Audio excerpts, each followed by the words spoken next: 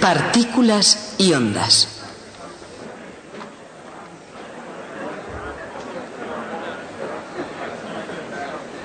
A principios de este siglo, un reducido número de científicos comenzaron a darse cuenta de que nuevas y atrevidas ideas serían necesarias para resolver el desconcertante problema de la estructura del átomo. Pero incluso antes de eso, aparecieron indicios de que había algo que iba mal. Esos indicios vinieron del lugar más inesperado posible.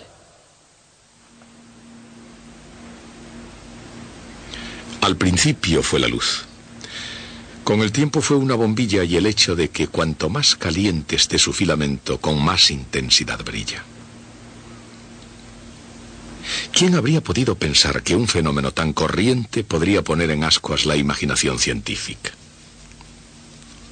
De hecho, todos los cuerpos brillantes, desde el carbón en un horno hasta una brasa en el fuego, desde el hierro fundido en una acería hasta el filamento de una bombilla incandescente, tienen un comportamiento muy semejante. Independientemente del material de que esté hecho, el color con que brilla un cuerpo depende solamente de su temperatura. En realidad, si todos esos cuerpos tuviesen la misma temperatura, brillarían con el mismo color. Es un hecho sorprendente, y en Alemania el doctor Max Planck pensó que merecía una buena explicación. En su autobiografía escribió: siempre he considerado la búsqueda de lo absoluto como la meta más elevada de toda la actividad científica. Y añadió: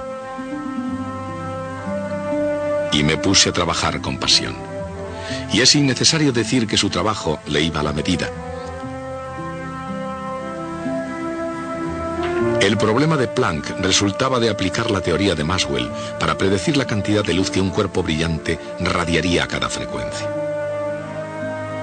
Por supuesto, la teoría de James Clerk Maxwell era todavía la última palabra sobre la luz y otras formas de radiación electromagnética. Y con razón. Pero no podía explicar el hecho de que cuando un cuerpo se calienta lo suficiente como para que brille, se ponga de color rojo. ¿Por qué? ¿Por qué no emitía también una luz de frecuencia más alta? Una luz azul.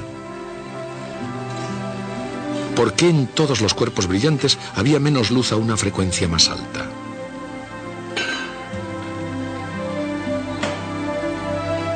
La intuición le decía a Planck que todo tendría explicación si hiciera falta más energía para producir luz a frecuencias más altas.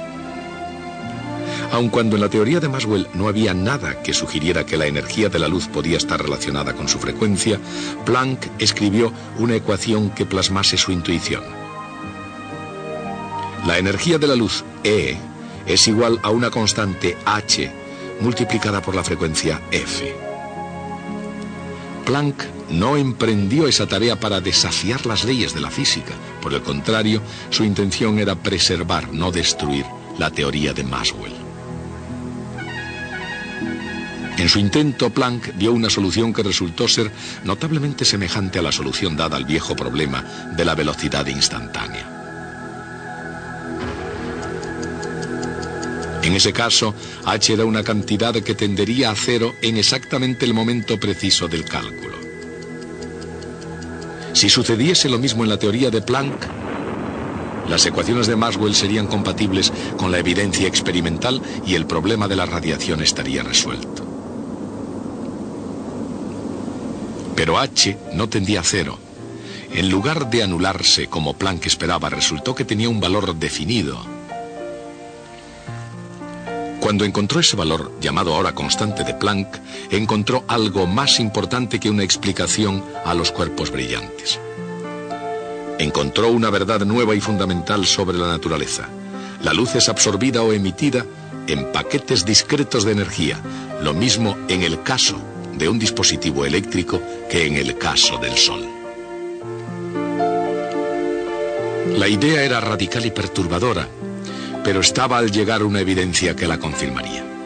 Y aún hoy podemos ver esa evidencia en el comportamiento de un electroscopio de panes de oro. Cuando el electroscopio está cargado, la laminilla se eleva y se mantiene en alto, hasta que es alcanzada por un rayo de luz ultravioleta.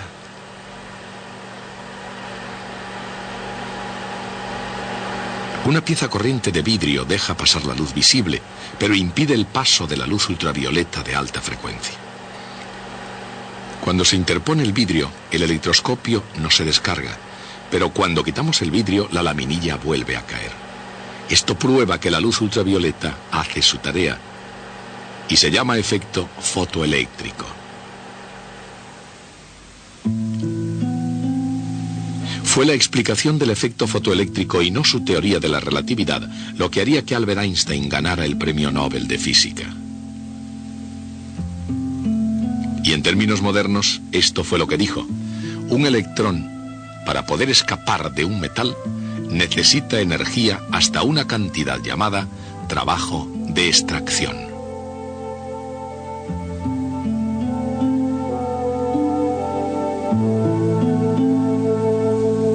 Pero si un electrón absorbe la luz ultravioleta que llega en un paquete con la energía dada por la fórmula de Planck, entonces puede ganar energía más que suficiente para escapar del metal.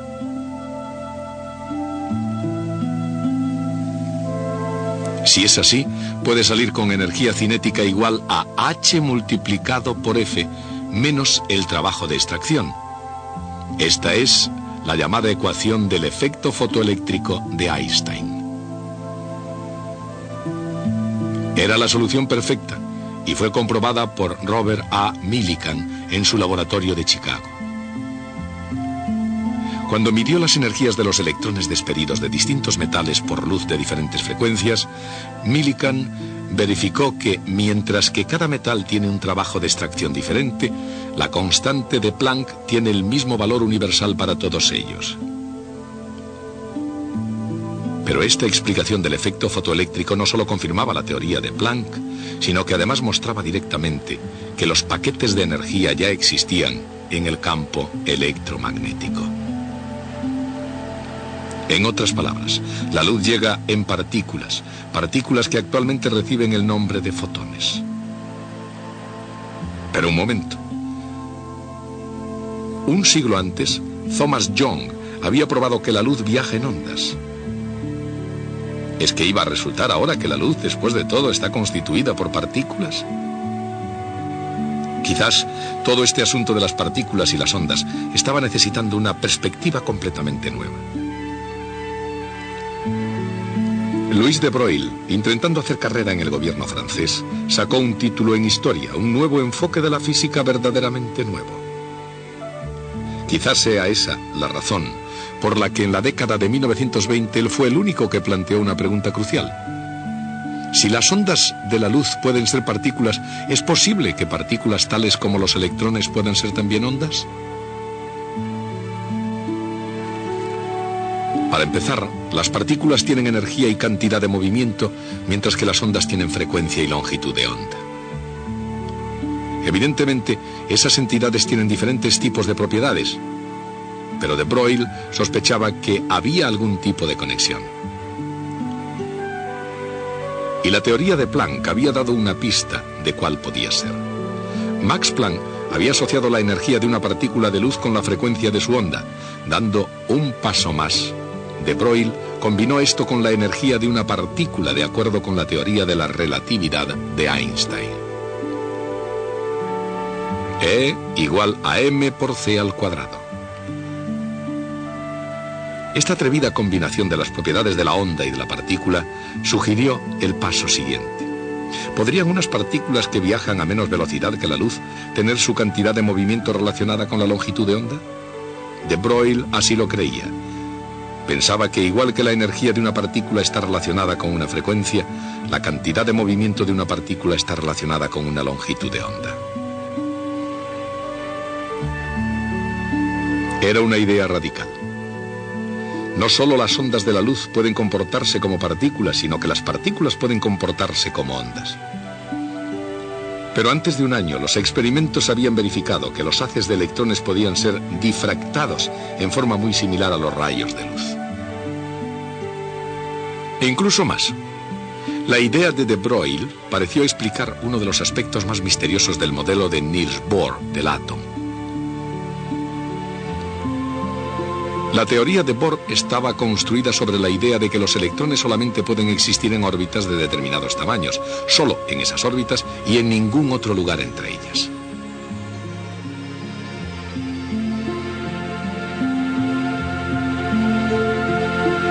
Pero si se consideran los electrones como ondas dando vueltas alrededor del núcleo, tienen que existir en órbitas cuya longitud crezca según longitudes de onda enteras. De esa forma, cada órbita consiste en ondas del electrón que producen interferencias constructivas y se refuerzan a sí mismas en cada órbita. Cuando se combinó con las fórmulas de de Broglie, esta idea reprodujo con exactitud las órbitas del modelo de Bohr del átomo, porque el momento cinético de cada órbita sería un número entero multiplicado por h con barra.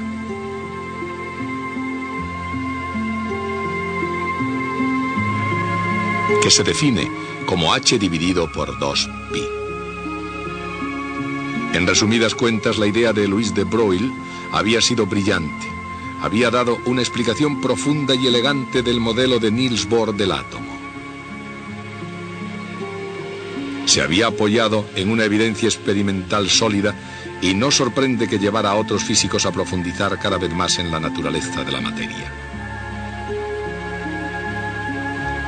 En Austria, Erwin Schrödinger, reflexionando sobre las implicaciones del trabajo del científico francés, elaboró una teoría propia extraída de las ideas de Broglie.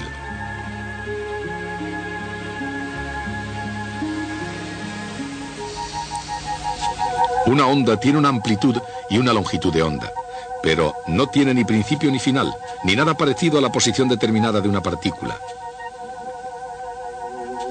Lo que continúa siendo cierto si se la suma una onda de la misma longitud de onda, ya sea en fase o fuera de fase.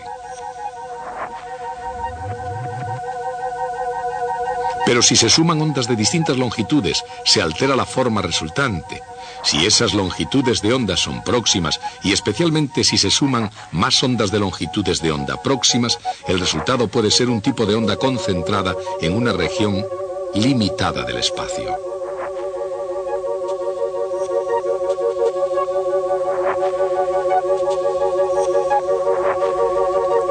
De manera que con una gama de longitudes de onda, y por lo tanto una gama de cantidades de movimiento, se puede construir algo parecido a una onda situada en un lugar bastante determinado.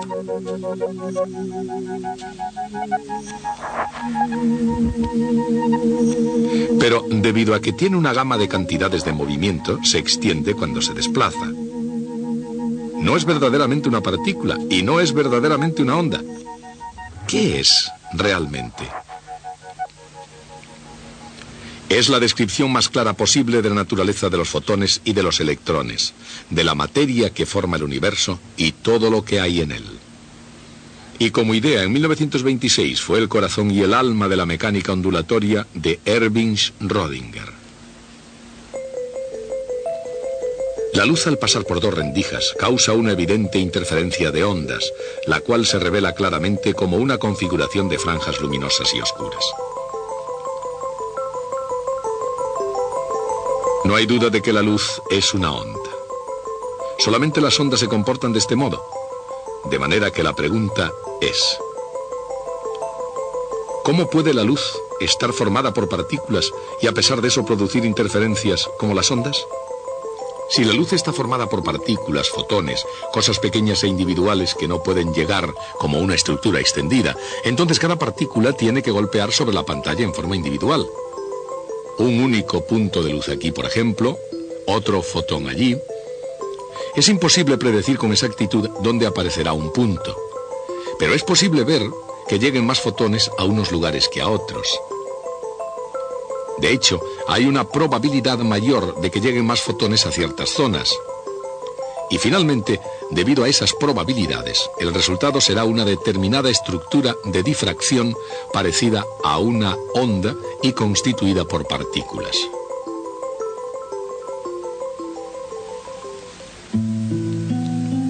Esta fue la explicación propuesta por Max Born.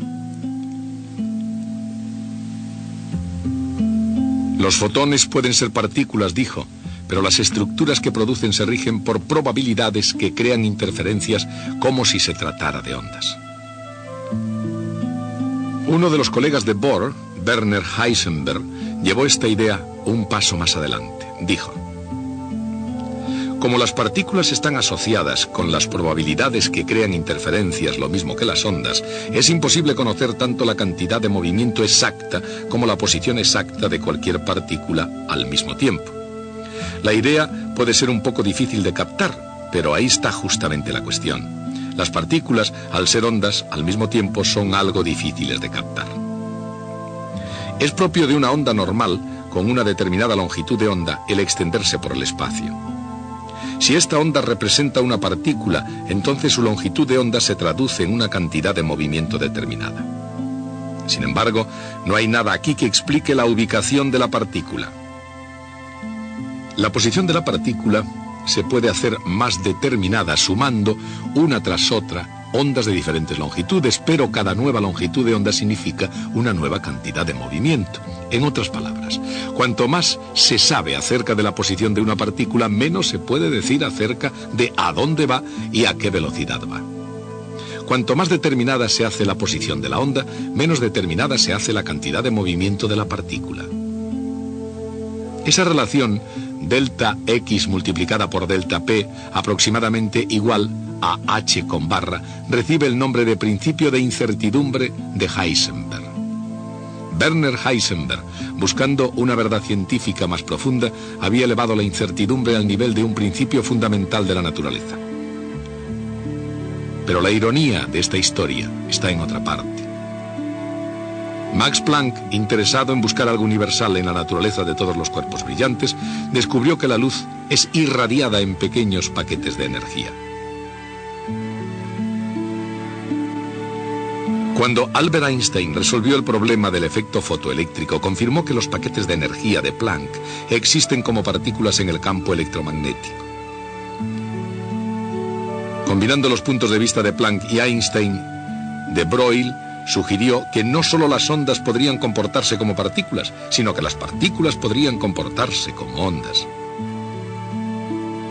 Erwin Rödinger pensó que si se suman un número suficiente de ondas de diferentes longitudes, el resultado es una onda que está concentrada en uno u otro lugar como una partícula.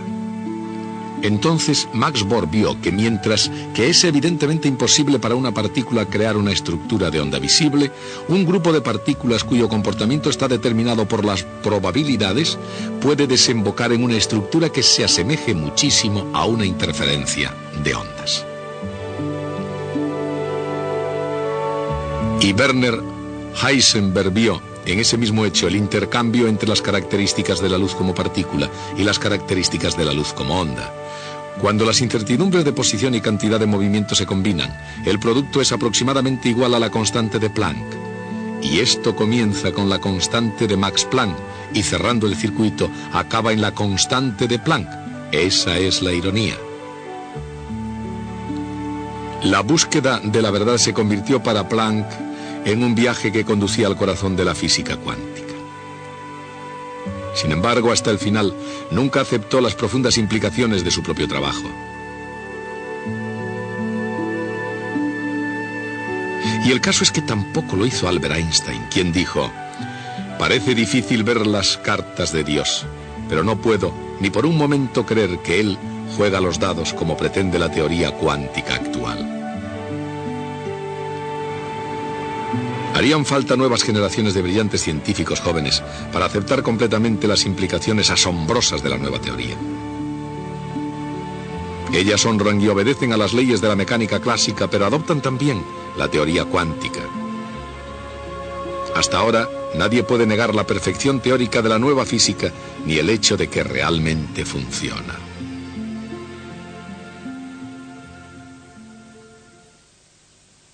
Tengo aquí una demostración de cómo funciona la nueva física, que es muy elegante, pero tan simple que pueden hacerla en casa ustedes mismos con unas gafas de sol Polaroid. Antes de mostrársela voy a recordarles en qué consiste la polarización. Recuerden que la luz es una onda, pero una onda transversal.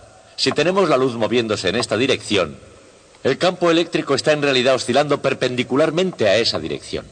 ya sea hacia arriba y hacia abajo, ya sea de lado hacia adentro y hacia afuera de la pizarra, u oblicuamente a esa dirección. De hecho, en una bombilla incandescente ordinaria, la luz que emite está oscilando en todas las direcciones posibles perpendiculares a la dirección en la que la luz se propaga. La dirección en la cual oscila la luz se llama dirección de polarización, y una luz normal no está polarizada. La polarización consiste en permitir que pasen a través del filtro polaroide solamente las oscilaciones del campo electromagnético en una dirección determinada. Ahora voy a intentar ilustrárselo. Esto es una fuente de luz y consideren la luz sobre la pantalla. Aquí tenemos un cristal polaroide. Si yo interpongo este cristal polaroide en el rayo, la luz se vuelve un poco más débil. Esto se debe en parte a que el cristal está sucio. Pero la causa principal es que el cristal solo permite que pase la luz que oscila en una determinada dirección. Puedo cambiar la dirección de polarización girando este mango, pero cuando lo hago, ustedes no notan absolutamente nada en la pantalla, porque el ojo es insensible a la polarización de la luz. Para demostrarles que la luz está polarizada, debo introducir un segundo cristal polaroide en el rayo.